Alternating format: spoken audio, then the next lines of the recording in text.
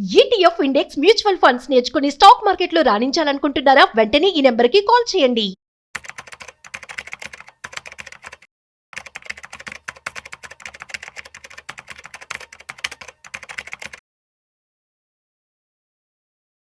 నమస్తే సార్. నమస్తే అండి. సార్ మరి బంగారం ధరల గురించి అసలు మాట్లాడుకోవాలో వద్దో అర్థం కావట్లేదు. 1,60,000కి వచ్చేసింది. అంటే నిమిషానికి కూడా రేట్ అనేది మారుతూ ఉంది.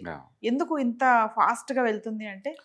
బేసికల్గా ఒక అసెట్ క్లాస్ స్ట్రగుల్ అవుతున్నప్పుడు ఇంకో అసెట్ క్లాస్ మూవ్ అవుతూ ఉంటాయండి. ప్రస్తుతానికి ఏంటంటే వరల్డ్ వైడ్గా క్రిప్టో కరెన్సీస్ మొత్తం బాగా డల్గా ఉన్నాయి, 1 year లోలో ఉన్నాయి.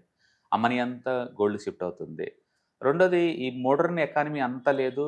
ఇది చిప్ కావచ్చు, లేదా సెన్సార్స్ బోర్డ్స్ కావచ్చు, లేకపోతే పీసీబీ బోర్డ్స్ కావచ్చు, లేదా డిజిటల్ మనం వాడే ప్రతి ఎక్విప్మెంట్ కూడా మెటల్తో లింక్ ఉంది ఏదో ఒకటి.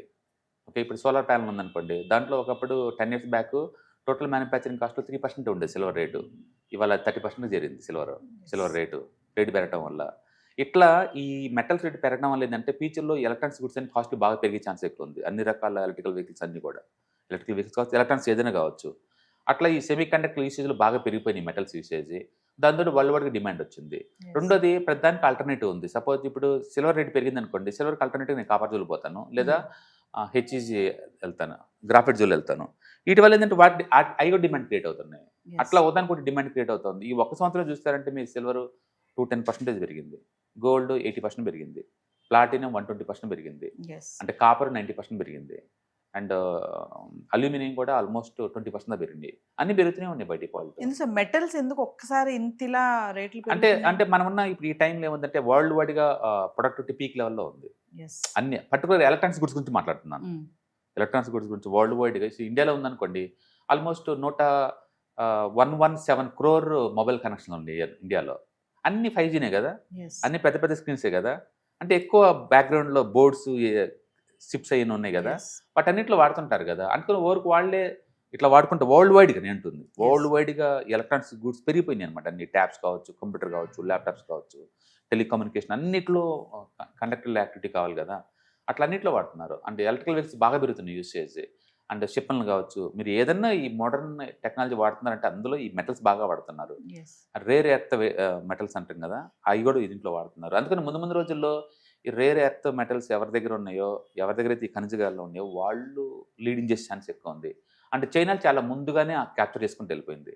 అంటే ఆఫ్రికా వాళ్ళకి ఈ మైనింగ్ ఎక్కువ ఉన్న ఏరియా వాళ్ళదనమాట, వాళ్ళకి కలిసి వచ్చే టైం ఇది. అంటే ఒక్కొక్క డెకేడ్లో ఒక దేశం కలిసి వస్తుంది. బహుశా next decade belongs to Africa వాళ్ళే ఉండొచ్చు, ఈ మెటల్స్ రేట్లు పెరుగుతున్నాయి కాబట్టి. అంటే కమింగ్ నెక్స్ట్ ఇప్పుడు ముహూర్తాలు, పెళ్లిళ్ళ సీజన్ దగ్గరకు వస్తుంది సార్. తులం బంగారం కొనాలంటే ఖచ్చితంగా 2 లక్షలు పెట్టాల్సిందే. మరి అంతే 2 లక్షలు అయిపోతుంది అంటారు? ఏమన్నా మరి పెళ్లిళ్ళ సీజన్కి తగ్గే ఛాన్సెస్ ఏమైనా ఉంటాయా? నో, మెటల్స్ ఎప్పుడు కూడా వరల్డ్ వైడ్గా ఉంటే తప్ప కంట్రీ స్పెసిఫిక్ ఏ ఉండదు. బహుశా ఎలక్షన్ దగ్గరికి వస్తుంటే కనుక డిమాండ్ చేయండి, నెక్స్ట్ గోల్డ్ పెడితేనే ఓట్లు వేస్తామని వాళ్ళే ఇస్తారు. వృద్ధాప్య పెన్షన్ 4,000 ఇచ్చినట్టు, అంటే కన్యాదానం కింద 1,00,000 ఇచ్చినట్టు, వీటికి కూడా స్కీమ్ పెట్టమని డిమాండ్ చేస్తే గవర్నమెంట్ ఓట్ల కోసం పెడతారు కదా, అలా కొనుక్కోవటం తప్ప పేదోడు 10 గ్రాములు కొనే స్టేజ్ లేదండి. మేబీ 1 గ్రామ్ అయి ఉండొచ్చు. ఏదైనా సరే మనం అంటే మాట్లాడడం చాలా ఫన్నీగా అనిపించినా సరే, మ్యారేజెస్ అప్పుడు కంపల్సరీగా అండి, అది కంపల్సరీ వస్తువు.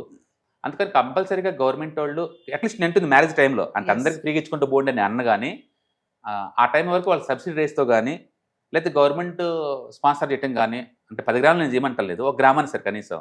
ఎందుకంటే పెళ్ళి అంటే మాంగళ్యం compulsory.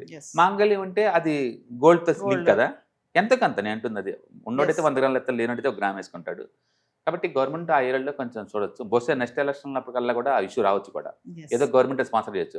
Actual I think last time Telangana government promise చేసినట్టున్నారు, పెళ్లి అప్పుడు ఇస్తా ఉన్నాయి. అలాంటిది రావచ్చు ముందు రోజుల్లో కూడా. వచ్చినా అవి మంచియే కదా, ఏదో షోకుల కోసం పెట్టుకోవటం వేరు, నెసరీ అయ్యి కంపల్సరీ కొనటం వేరు కదా.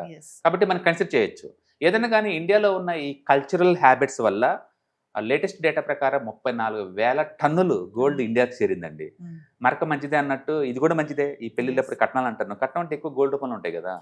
వీటన్ని వల్ల మన గుడ్డే జరిగింది, బ్యాడ్ కన్నా కూడా. బంగారం తగ్గే ఛాన్స్ అయితే లేవంటున్నారు. తగ్గే ఛాన్స్ అనే బదులు పెరగడానికి ఎక్కువ పరిస్థితులు బాగున్నాయంటాం బెటర్ ఏమో. ఎందుకంటే వరల్డ్ వైడ్ డిమాండ్ పెరగడంతో పాటు సెంట్రల్ గవర్నమెంట్ బాగుంటుంది అన్ని చోట్ల. డాలర్ బదులు ఆల్టర్నేటివ్గా ఇది పెరుగుతుంది అనమాట. అందుకని ఇది తగ్గే ఛాన్స్ చాలా తక్కువ, తగ్గడం మేబీ 10% అలా ఉండొచ్చు కదా తప్ప పెరిగే ఛాన్స్ ఎక్కువ ఉంది. మనం ఏదన్నా ఒకటి పడిద్ది అని అంటానికి గుర్తు ఏంటంటే డిస్ట్రిబ్యూషన్ అంటాం మేము. డిస్ట్రిబ్యూషన్ అంటే అది అంటే పట్టడానికి కండిషన్స్ ఒక ఫామ్ అవ్వాలన్నమాట. అంటే మార్కెట్ పెరగకుండా 5-6 నెలలు ఆగిపోవటం, డబల్ టాపు, త్రిబుల్ టాపు ఒక ప్యాటర్న్ ఫామ్ అవుతుంది అనుకోండి, రెడ్ వాల్యూమ్స్ ఎక్కువ అవుతున్నాయి అనుకోండి, పెద్ద పెద్ద వాళ్ళందరూ అమ్మటానికి రెడీ అవుతున్నారు కాబట్టి మనం కూడా రెడీ అవ్వాలని అర్థం. అలాంటి ఏదైనా కండిషన్ ఫామ్ అయితే మనం చెప్పొచ్చు ఇది పడబోతుందనే విషయం. ఇక్కడ అలా లేదు. గోల్డ్ సిల్వర్ పొద్దున్న లేతో పెద్ద క్యాండిల్తో పైకి లేస్తుంది ఒక 3-4% మధ్య పెరుగుతుందని ఒక భయం తప్ప పట్టడానికి పడిద్ది అని చెప్పడానికి ఎలాంటి మన దగ్గర ఎవిడెన్స్ లేవు. బట్ అంత స్పీడ్గా పెరిగితే ఏమవుద్దంటే ఎక్కువ మంది ఒకేసారి ప్లాట్ బుక్ చేస్తారు, తద్వారా బ్యాక్ వచ్చే ఛాన్స్ ఎక్కువ ఉంది. అందుకని గ్యారెంటీ అనే పదం ఆడకూడదు ఇక్కడ. స్పీడ్ ఎక్కువ అవుతుంది కాబట్టి జాగ్రత్తగా ఉండాలి. కొత్త వాళ్ళు ఈ రేట్ల దగ్గర ఎంటర్ కాకుండా డిప్ వచ్చినప్పుడు ఎంటర్ అవడం బెటర్ అనమాట. బట్ డెఫినెట్గా గోల్డ్కి అయితే మ్యాటర్ ఉంది. ఇంకా ముందు రోజుల్లో కూడా అది పెరిగే ఛాన్సే ఎక్కువ ఉంటుంది. ఎందుకంటే ఒకప్పుడు సెంట్రల్ గవర్నమెంట్స్ కొనలేదు కాబట్టి అది అక్కడ ఉంది, ఇప్పుడు వాళ్ళు కొంటున్నారు కాబట్టి అది పెరిగింది ఎంతకంత. అంటే పెరిగింది కూడా 70%. సిల్వర్ లాగా 210 అలా అయితే కాదు కదా. కాబట్టి గోల్డ్ సస్టైన్ అవుద్ది. సిల్వర్లో వాలిటిలిటీ వచ్చి దేనికి ముందు కూతుంది. మనం చూసాము సింగిల్ డేలో 10% డౌన్ అయింది కదా, మళ్ళీ అంటేనే మరుసటి రోజు 10% పెరిగింది కదా. ఇలాంటి వాలిటిలిటీ ఎక్కువ ఉంటుంది ఇంకా ముందు రోజుల్లో మెటల్స్లో. అందుకని మెటల్స్లో ఎవ్రీ 1 మంత్కో 2 మంత్స్కో ఖచ్చితంగా ఒక 10% డ్రాప్ అవుతాయి, మళ్ళీ 10% పెరగడానికి ఛాన్స్ ఎక్కువ ఉంది. ఇలాంటి వాలిటిలిటీ ఉండదు. కమింగ్ టు ఇన్వెస్ట్మెంట్ పరంగా చూసుకుంటే గోల్డ్ పైన ఇప్పుడు ఈ టైంలో మరి పెట్టొచ్చు అంటారా? నన్ను అడిగితే లేదు, ఎంచక్క మల్టీ అసెట్ అలొకేషన్ ఫండ్స్లో పెట్టుకోమంటాను. లేదా మెటల్ ఈటీఎఫ్ అని ఒకటి దొరికిద్ది ఆల్రెడీ. దాంట్లో మీకు గోల్డ్ ఉండదనే కానీ ఇవన్నీ ఉంటాయి. ఏది సిల్వర్ ఉంటుంది, జింక్ ఉంటుంది, అల్యూమినియం ఉంటుంది, కాపర్ ఉంటుంది. ఇలాంటి కంపెనీస్ మొత్తం కలిపి ఒక ప్యాక్ లాగా ఉంటుంది, ఐరన్ ఇవన్నీ కలిపి. అవి తీసుకోవటం సేఫ్టీ. ఇప్పుడున్న టైంలో సేఫ్టీ చాలా ఇంపార్టెంట్. డబ్బు వస్తున్న రాదు సెకండరీ కానీ. కాబట్టి మెటల్ ఈటీఎఫ్ తీసుకోవటం బెటర్ గోల్డ్ కన్నా కూడా. ఒకవేళ గోల్డ్లో కావాలంటే లేదు, మీరు ఒక 2-3 ఇయర్స్ లాగా ఉంచుకున్న ప్లానింగ్ అయితే తీసుకోవచ్చు. లేదా ఒక 10% 5% స్టాప్ లాస్ ఉంచుకొని కొనుక్కోవచ్చు. Thank you.